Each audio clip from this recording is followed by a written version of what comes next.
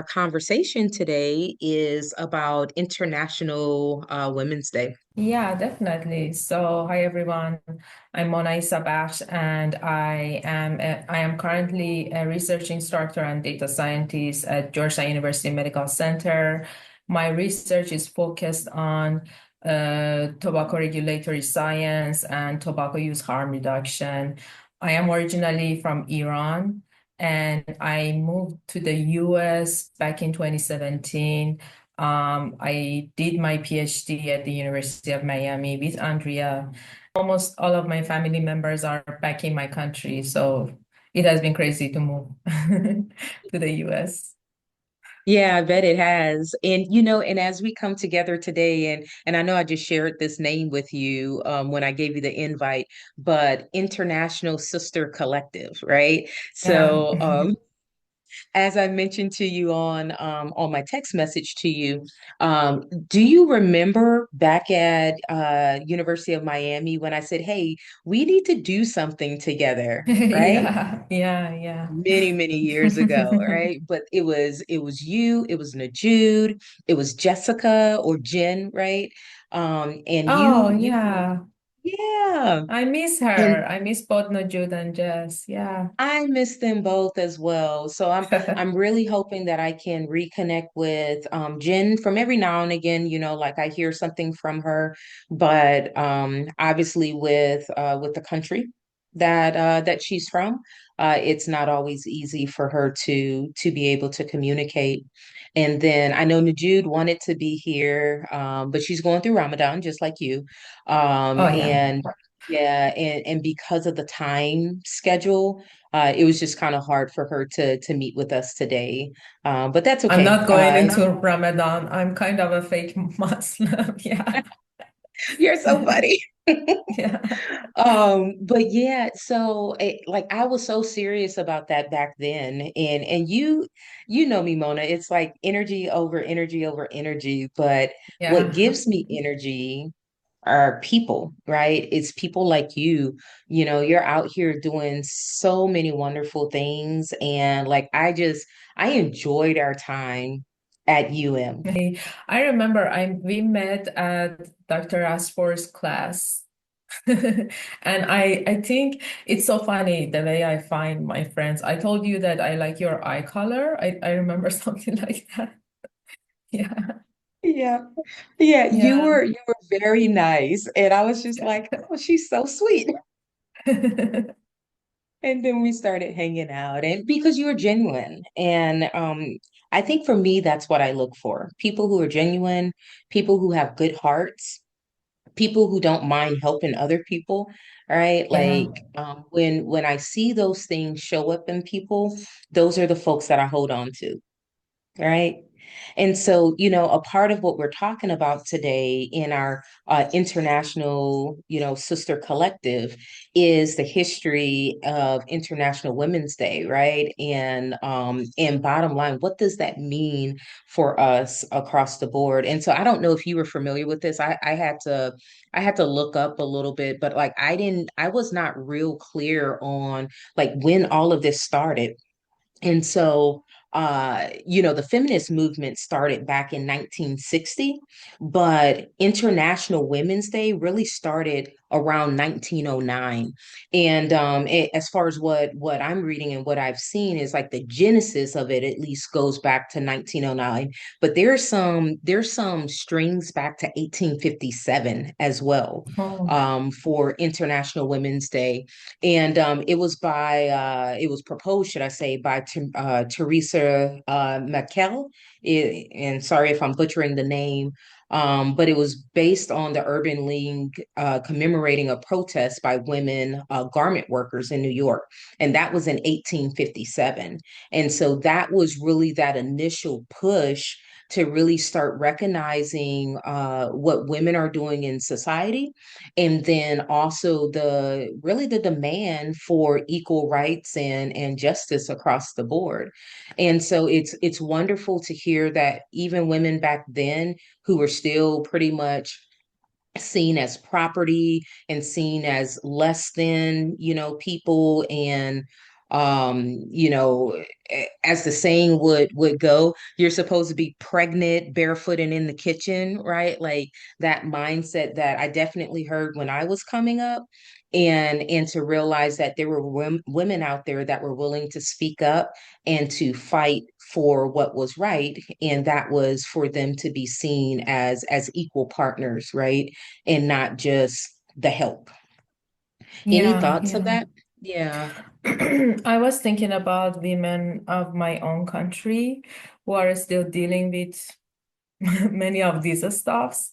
And for example, this might shock you, but if you want to go out of the country, you need your husbands should sign a legal form to let you out of the country, which is crazy. Like we had a athlete woman who couldn't attend one of the matches Mm-hmm. because her husband didn't let her go. And there are so many rights that are given to men in my country and probably in all over the Middle East. Um, and we still need to fight, you know. Yeah. Some of the rights that are given in the western part of the world are still a dream in Iran or other part of Middle East. So Yeah. Wow. No, I did not realize that. But I would yeah, tell you, Mona, it it doesn't absolutely surprise me, just understanding a little bit about the Middle Eastern region, and in understanding some of the struggles, right, that are happening there. And I'm so sorry, I didn't even introduce myself. I'm Dr. Andrea Peters. yeah, Uh, so we just started talking, but that's fine. Um, and so, understanding a little bit of that, it doesn't surprise me. But I guess what sets me back is I think as we look at women in some of the more developed or more progressive countries, I think we take for granted the rights that we yeah. have. Hmm. Yeah. Do you Yeah, feel the same way definitely. after being here for so Oh, long? definitely, definitely. It's so scary. Like even like I love my country, but because of the situation, it can be scary. And there are so Yeah. many things that I can tell you. It's gonna turn our talk into a horror story. So Okay. maybe Yeah. No, we're going to keep this positive, right? Because what we want to talk yeah. about is the things that we can do, right? Yeah, How we exactly. can continue to come together, and I'm sure that will be a different show for us to kind of talk about, and just provide that space for women to have those discussions, right? Because there's still things in the US that are happening. Not on the level that you're seeing in your country or have seen in your country, but there's still things that we're fighting for here, and little by little we're starting to lose some of those rights. Yeah. And the reality is, it takes a while to get them. It's really quick to lose them. Yeah, yeah. Yeah, like Yeah. abortion, for example. I don't know. This is Yeah. Again, this is a negative topic, but yeah, it's Yeah. crazy. But it's reality, right? So, Yeah. and I don't think it's just about abortion, right? That's one of them, but it's choice. Yeah, having choices. That's right. It's freedom of speech and actually being able to be heard, right? Those are the things that we're talking about, regardless of where you stand on, on which side of the aisle of what you believe. The point is the ability to be able to speak your mind and make impact and have things change, and then also for you to be the master of your fate, right? Like those are the things that are concerning to me, especially for women, because for so long we did not have those rights. Yeah. For so long we in America were somebody else's property as well. Whether or not there was a deed on us, which I guess you could say that deed was a marriage license, right? Yeah. But the reality too is that there were also people there who didn't have a marriage license, but because I would say rape and and violence is operationalized, men were also able to control women that way, whether or not they were married to them or not. Yeah, yeah, that's true. So, but going back to International Women's Day, so the focus this time around is to accelerate action, right? And then obviously gender equality is always the topic for Women's Day. And so as we think about accelerate action, where do you think that we can come together and not that we're going to solve the world's problems, right? But what Yeah, are some of the things that maybe we could do one in the US and or be able to affect Iran, right? And affect some of these other countries like Najud is from Saudi Arabia, yeah. Jess is from China. And so as we think about some of the ladies that are within our group, and then also, oh my goodness, I can't remember her name, but she was from Turkey, I believe. Oh, Beautiful soul. Bushra, you're talking about Bushra? Yeah, yeah. Yeah. And we think about like all of us from all of these different places. What do you think? Have you ever sat back and kind of thought about that? Like where can we make impact? And how can we make impact? One thing that I can tell you is let's think of what is not right in our culture regarding, how women are treated. And we can Mhm. try to be at least like maybe people that live inside those countries, they cannot, they can't be heard. But with sharing in social media, we can be their voice, or at least we can try to kind of like change that wrong culture, Right. even with teaching our children or, those around us, our Hmm. relatives, so that at least little by little, those negative things gonna change in future. Oh, Or I love like that, Mona. example, for example, in the US, you for example, you or like anyone who is living in the US should teach their kids, their daughters, what their rights are, and like make them understand that you always need to have a choice regarding your body, regarding the way you think, you shouldn't be submissive in your relationship. I think we should start from our families or Yeah. the little social circle around us. Yeah, no, that's great. As you were saying that, the other thing I was thinking about, so when I grew up, Mona, if you can't tell, I was what they called a tomboy, right? So Oh, yeah, bottom line, I was a girl that I was pretty rough. I loved to play with the boys and it was just great. It was great to compete with them and I went on in life to do the same, right? And I'm still competing with yeah, them. And so as I think about that too, we have gotten a whole lot better than we were, especially when I was growing up. But the reality is that still women are seen in certain roles, right? Like you can only play these certain sports, or you can only work in these certain jobs. Just like, I mean, we're both engineer PhDs, right? yeah, But we are still the minority within the engineer realm. And so as you start thinking about that, I think it's also letting our daughters know or our cousins or, whatever young lady that we have access to know that they are capable and that they can do whatever is in their heart and in their mind. They just got to work for it, right? Just yeah, just put in the time and the effort and get help when you need help. Like ask for help. Which I will say a lot of times guys are terrible at because they never like to ask for help because they think it makes them look weak.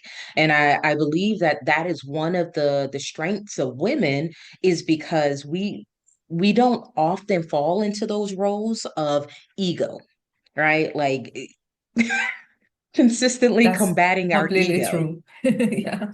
Uh, and so, sometimes, and I'll laugh at this, sometimes, I would feel a little odd when people are like, oh yeah, the future is women, right? And then, but then when you really think about it, the mindset, the approach of most women, I won't say all women, but most women, it is definitely, it, it's more of a, I would say, logical and empathetic approach.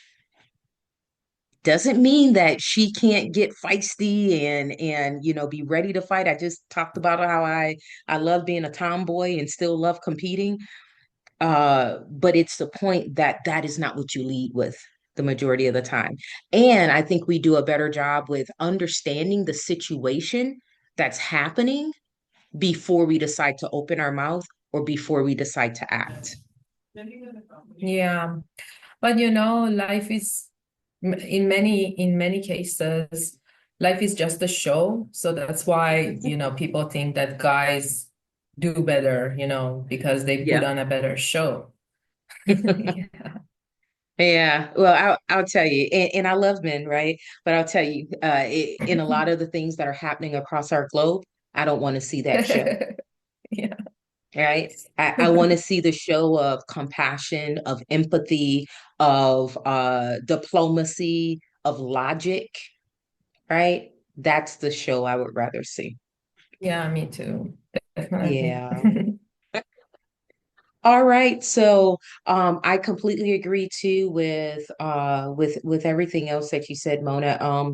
The other piece that I guess I would suggest too that we try to do as women who are here in America and who have the opportunity of open media and etc. is telling the stories, telling sharing the facts, like what is actually happening in some of these other places that we get, propaganda about, and not necessarily the story that's actually happening or the reality that's actually happening. You got thoughts about that? Like, and you probably know a little bit better than me with understanding from your family, like the things that are being that are happening in and around Iran versus what we see here in America. Yeah.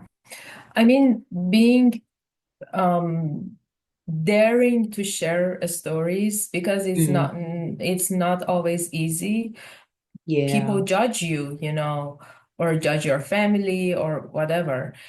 But yeah, it's very important if you want to be the voices of those that are, that um might be in the similar situation, might make a similar mistake. So that's yeah. very important. Regarding my country, that's totally true. Like, um, unfortunately, what you see in what media shows here is not reflecting the reality. Hmm.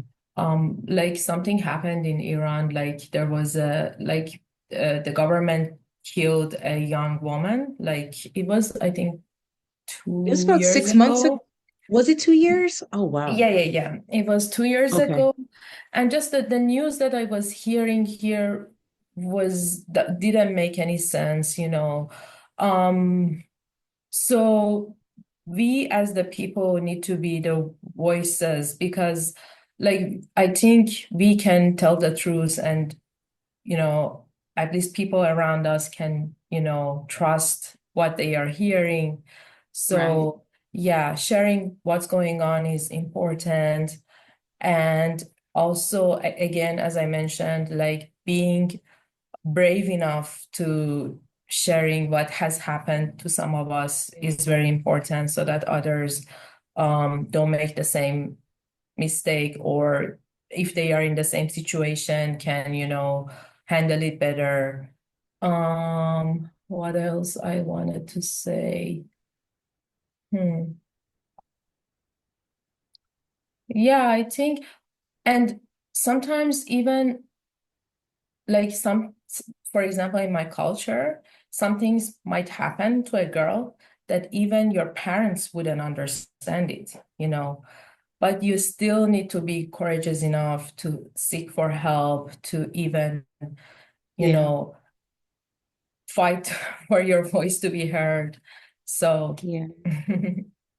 No, that's great, Mona. And I would say the same thing here. One of the things that I think about and I was thinking heavily about during COVID, um, is rape, right? And I mentioned oh it yeah, before how it's operationalized.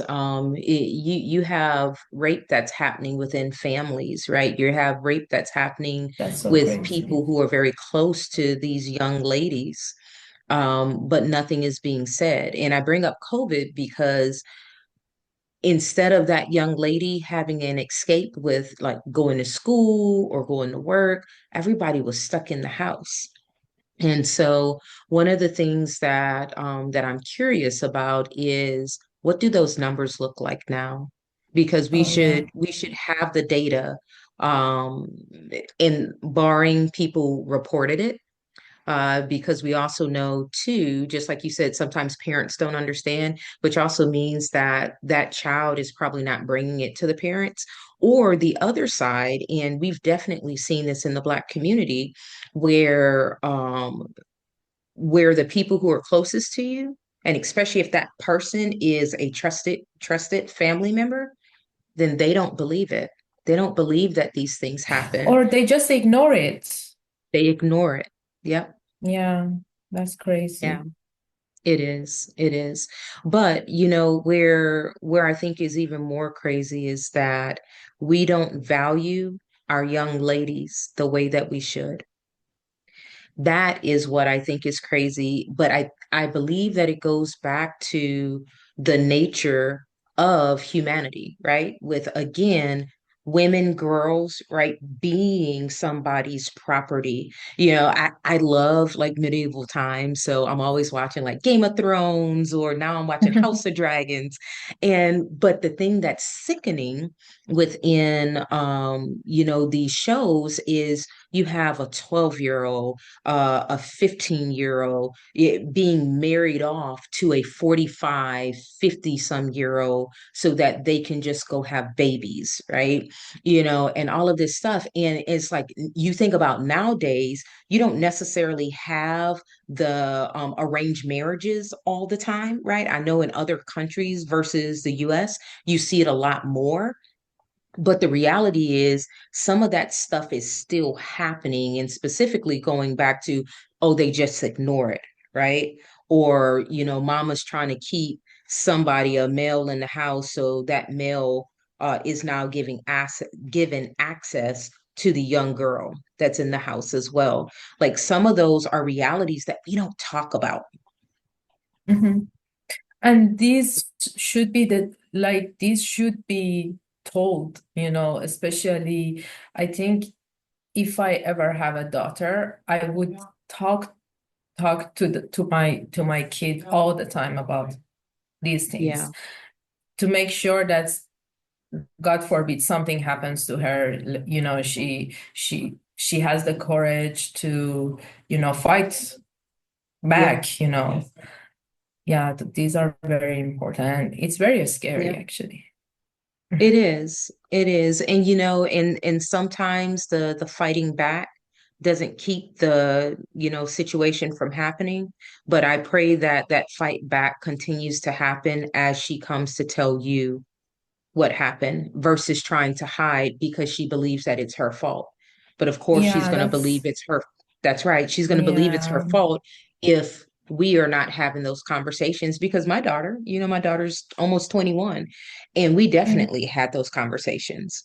And I wanted her to understand that her body is her body, right? And nobody else should be touching her body. And definitely not some man, especially when she was a child, should be touching her body. And that was very clear from the very beginning. Not that she would have been uber comfortable with talking about any of that stuff. You know how kids are. They're like, Yeah, um, but it's but important. yeah, and she knew that her mom was open to having those discussions versus it being It's, in America, I think we do uh we could do a better job with having that open dialogue versus just trying to wish away, those formative years of our kids' lives, which would help them understand when something's not right when it happens. So yeah. I think even that should be a course taught in a school. I don't know if it is already, but it's so important for kids to So know. it's funny that you say that. So they have a course called sex education, but there has been some legislation about removing it from schools because people believe that what it does is encourage kids to be promiscuous. And so now don't get me wrong, like if the course is not structured appropriately, then I can see that, right? Yeah. But I know having been a product of the school system here, the education system, our sex education class did not feel like to me that it was my invitation to go and be active, sexually active. It was clarity on what does it mean to have sex. It was clarity on how to protect yourself. It was clarity on, what is not right when, someone is trying to have sex with you, right? And so again, going back to what we talked about in the beginning, that freedom of speech, I think it's also a freedom to education. So a big thing with Espresso Unicorn is sharing knowledge. And so what we're doing right now, we're sharing knowledge. And I think with the attack on the sex education program in schools versus it being, hey, let's revive this program where it makes more sense, where we are encouraging abstinence, but we want to let you know these are the things that would happen or could happen and etc. Right? Yeah. Mhm. I think another very important like culture that we need to, you know, work on is like helping younger, especially younger girls, to understand that when something happens, it's not necessarily your fault. Yeah. Stop being, stop feeling that, oh, it's my fault. I have to, um, like I shouldn't tell anyone about this. Yeah. So this goes back to basically raising like kids that are like courageous enough, daring enough so Hmm. that or like they are really self-confident so that they're not afraid of expressing themselves or you know just always thinking that something is their fault. Yeah. No, Yeah, that's especially for perfect. women.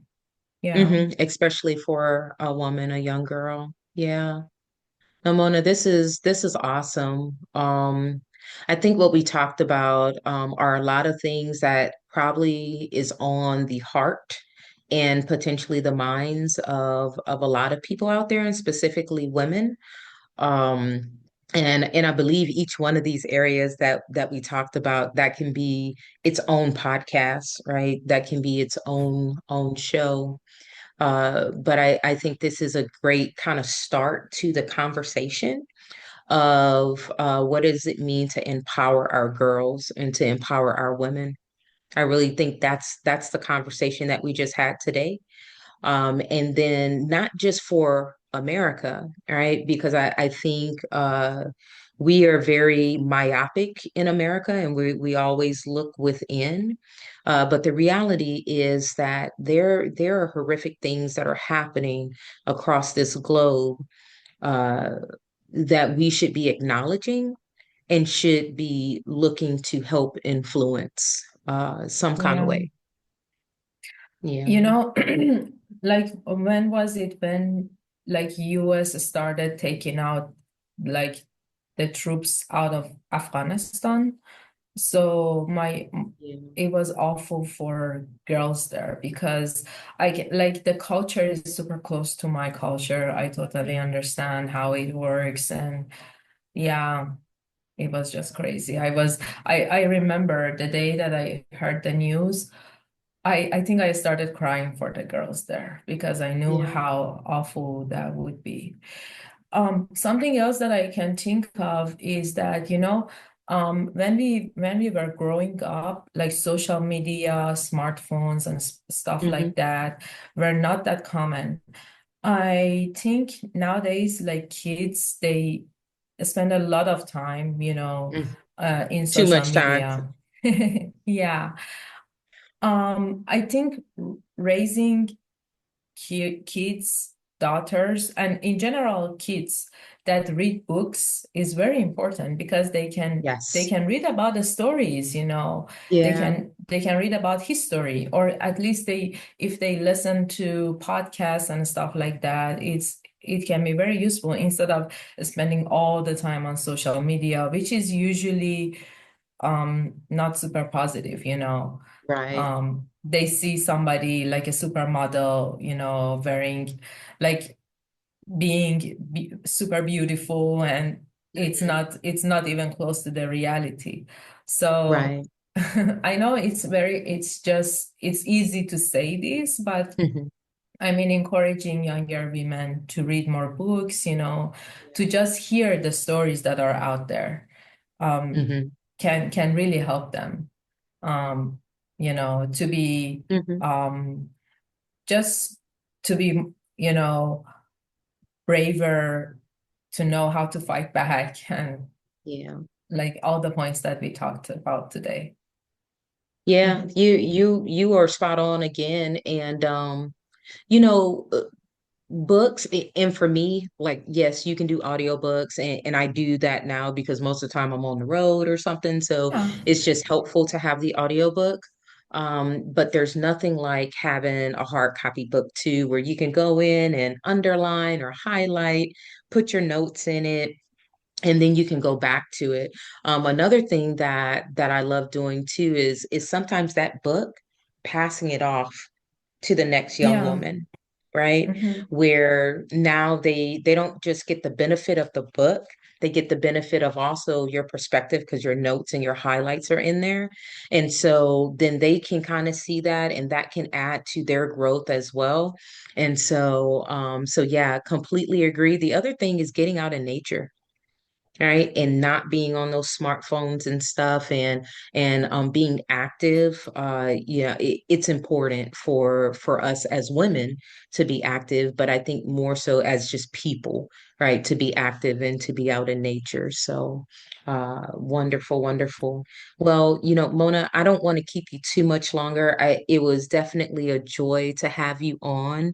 Espresso Unicorns talk about International Women's Day and specifically on Humanity Over Hughes. And I hope that we will be able to continue this International Sisters Collective and begin to add more women to it and to the conversation. Because I do think that we have the ability to change a community. We have the ability to change a country, right? But that starts with changing individual lives first. Yeah, definitely. I really enjoyed our talk today as well. And yeah, I hope that we can continue doing this. And I have a lot of stories to tell you, especially about my country. Maybe we can talk about it sometime. Yeah, and I can't wait to hear because I think it's also going to be eye-opening for a lot of people in the US or wherever else they're tuning in to, because I know we have people that tune in from France, we have people that tune in from Africa, Uganda, Oh, so across the globe we have people who are listening to our podcast, and we want to continue to ensure that it grows and continue to share knowledge with people across this beautiful globe. And with every show that we have, I think our desire is that knowledge is shared and people are getting better each time. great, All great. right. All right, Okay. Mona. Well, you take care of yourself and we Yeah. will talk very soon. Thank you, Dr. Ishaba. Thank you so much for having Of me. course. Of course. You're Okay. beautiful.